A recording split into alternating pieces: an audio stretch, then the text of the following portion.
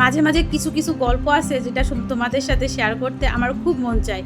তো মাঝে মাঝে ভাবি যে তোমাদের সাথে শেয়ার করে কী বা হবে, কিন্তু এখন এমন একটা পর্যায়ে হয়ে গেছো তোমরা যে সব কিছু জীবনের ছোট্ট ছোট্ট গল্প ভাবি যে তোমাদের সাথে শেয়ার করলে অনেক সময় মনটা হালকা লাগে। আসলে কিছু কিছু জিনিস আছে যে তোমাদের সাথে শেয়ার করলে কিছু কিছু কমেন্ট আসছে যা আমার কাছে অনেক শান্তি দেয়, যে না আমার এই দুঃখ কষ্টগুলো তোমরা অনেক কিছু বোঝো, যার জন্য এই কমেন্টগুলো তোমরা সুন্দর করে বলো। তো আমার এই কমেন্টগুলো পড়ার পরে আমার অনেক ভালো লাগে।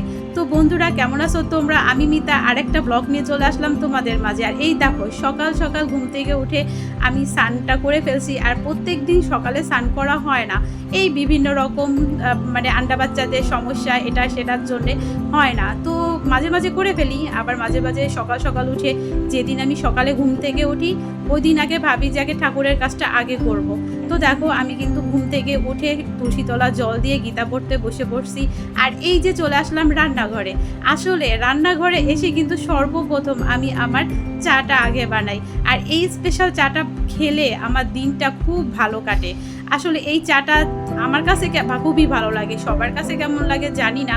আসলে আমি দুধ চা পাগল, আর এই দুধ চা পাগল ব্যক্তি আবার রং চায়ের আইটেম দিয়ে দুধ চা বানিয়ে খেয়ে নিতে খুব পছন্দ করি। আর এই যে চলে আসলাম চা খাবো, তো এর জন্য একটু জল খাবো।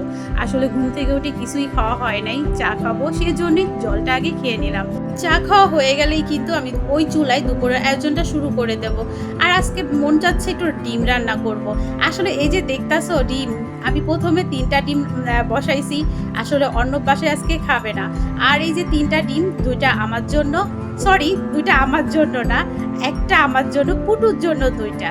আবার অর্ণবও বলে গেছে মা আমার জন্য একটা রান্না করো। আসলে ও যেখানে নেমন্তন্ন খেতে যাবে ওখানে নিরামিষ খাওয়াবে, তো সেজন্য ওর জন্য ডিমটা নিয়ে নিছিলাম। আর অর্ণবের বাবা কিন্তু ডিম সিদ্ধ খেতে পছন্দ করে না, ডিমটা ভাজি করে ঝোলে খেতে বেশি পছন্দ করে। তো তার জন্য তো ভেজে পরে দিয়ে দেবো ঝোলে। আর এই যে দেখো পেঁপে সিদ্ধ, আর এই পেঁপে সিদ্ধটা কিন্তু ডালের ভিতর দিয়ে সিদ্ধ করে খেতে খুব মজা। তোমরা কে কে খাও অবশ্যই জানাবে। আমরা কিন্তু মাঝে মধ্যে এটা খাই, কিন্তু আমার ফ্যামিলিতে সবাই খুব পছন্দ করি। দেখো মাখাটা কত সুন্দর হয়েছে। আর এটা দিয়েই কিন্তু অর্ধেক ভাত খাওয়া যায়। আর সাথে কিন্তু আছে ডিমের তরকারি। আর এই যে ডিম ভাজিটা কিন্তু করা শুরু করে দিছি, এটা যাবে ঝোলে পুটুর বাবার জন্য। আর ওই যে সিদ্ধ করেছিলাম ওগুলো হবে আমাদের জন্য। আর এই যে দেখো ডিম, এর ভিতরে কিন্তু একটা গল্প বলি, পুটু কিন্তু এই ডিম কিন্তু নিয়ে একটা খাওয়া হয়ে গেছে পুটুর। তো আসলে পরে আবার সিদ্ধ করছি, আবার এই যে রান্না করার আয়োজন করছি।